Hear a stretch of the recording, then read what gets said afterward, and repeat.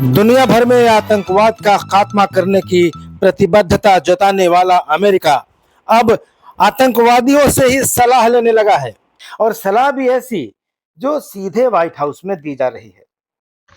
जोहार, मैं आनंद कुमार और आप देख रहे हैं जनमन की बात। दोस्तों, जरा सोचिए, एक तरफ अमेरिका कहता है कि वह आतंकवाद से सख्ती से निपटेगा, दूसरी तरफ वह उसी आतंकवाद की फैक्ट्री से निकले लोगों को व्हाइट हाउस के धार्मिक सलाहकार पैनल में बैठा रहा है।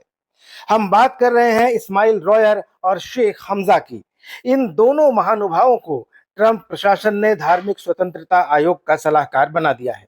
ये इस्माइल महोदय वही हैं जिन्होंने लश्कर ए तैयबा के ट्रेनिंग कैंप में भाग लिया और जिन्हें अमेरिका की अदालतों ने 10 साल की जेल की सजा सुनाई थी। और शेख हमजा, इनके भाषणों से तो कट्टरपंथी खुद भी शर्मा जाए, लेकिन ट्रंप साहब को ये दोनों इतने प्यारे लग गए कि उन्हें सीधे व्हाइट हाउस का वीआईपी पास थमा दिया गया। क्या यही है आतंक के खिलाफ अमेरिका की लड़ाई? क्या भारत, जिसने लश्कर ए तैयबा की हिंसा में अपने हजारों नागरिकों को खोया, उसे अब डोनाल्ड ट्रंप से पूछना नहीं चाहिए कि मित्र, आप हमारे साथ हैं या हमारे कातिलों के साथ? यह खुलासा किसी भारतीय नेता या टीवी डिबेट करने वाले गोदी मीडिया के एंकर ने नहीं किया है, बल्कि अमेरिका की ही धमाकेदार पत्रकार लारा लूमर ने किया है। और यह वही लारा लूमर है जिन्हें कुछ समय पहले कट्टर दक्षिणपंथी कानूनी योद्धा कहकर ट्रोल किया गया था। पर भैया, इस बार उन्होंने जो दस्तावेज निकाले हैं वो तो खुद व्हाइट हाउस की जुबान काटने को काफी हैं। इस्माइल रॉयर ने लश्कर ए तैयबा के ट्रेनिंग कैंप में प्रशिक्षण लिया और खुलेआम कबूला कि वह भारत के कश्मीर में जिहाद लड़ने गया था।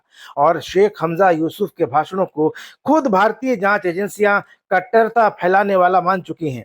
अब सोचिए, अमेरिका ने ऐसे लोगों को धार्मिक सहिष्णुता और स्वतंत्रता का सलाहकार बना दिया है। यह वैसा ही है जैसे किसी भेड़िए को भेड़ों के रेवड़ का चौकीदार बना दिया जाए।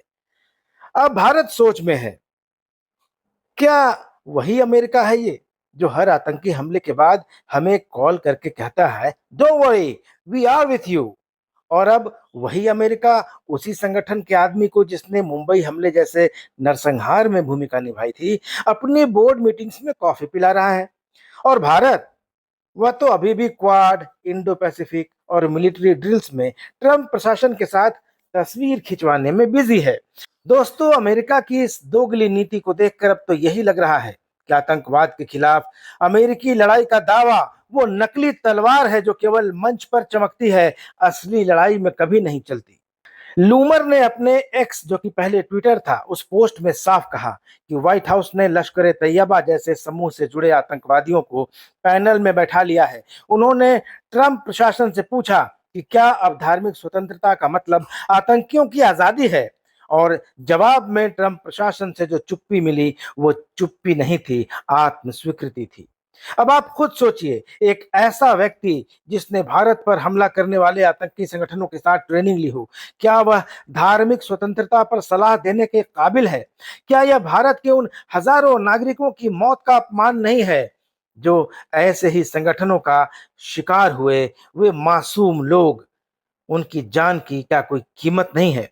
अंकल ट्रंप का यह कदम तो सेक्युलरिज्म के नाम पर धार्मिक कट्टरता को पुरस्कृत करने जैसा है। और अगर यही धार्मिक नीति है तो चचा, तालिबान को भी अब व्हाइट हाउस में बुलाइए और पीस एंड रिकंसिलियन विभाग में अपॉइंट कर लीजिए। दोस्तों, ये पूरा मामला एक बात को तो स्पष्ट करता है कि अमेरिका की आतंकवाद की नीति उतनी ही खोखली और विरोधाभासी है जितनी कि ट्रंप की बातें, जो पिछले 7-8 दिन में भारत और पाकिस्तान के बीच युद्ध विराम कराने का क्रेडिट लेने के लिए अलग अलग बयान दे चुके हैं।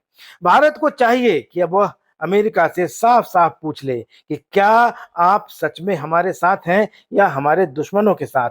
क्योंकि आज नहीं पूछा तो कल आतंकवाद के खिलाफ हमारी लड़ाई में अमेरिका आतंकवादियों को कहवा पिलाते ही दिखाई देगा। दोस्तों, आप इस बारे में क्या सोचते हैं? क्या ट्रंप आतंकवादियों के समर्थक हैं? क्या वो भारत विरोधी हैं? अपनी राय जरूर दीजिएगा। चैनल को सब्सक्राइब जरूर कर लीजिएगा। अगले वीडियो तक के लिए इजाजत। धन्यवाद। नमस्कार।